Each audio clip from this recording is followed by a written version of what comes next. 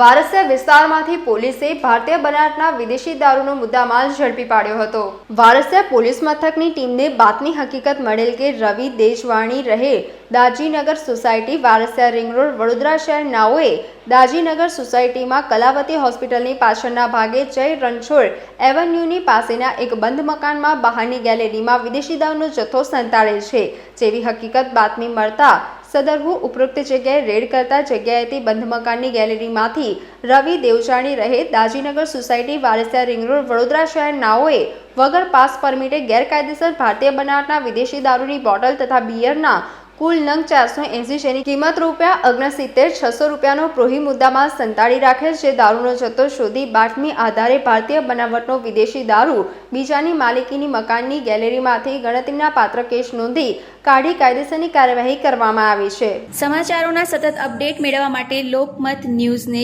YouTube ઉપર subscribe કરો, bell icon દબાવો અને અમારી સાથે જોડાયેલ રહો ફેસબુક, ઇન્સ્ટાગ્રામ અને ટ્વિટર ઉપર।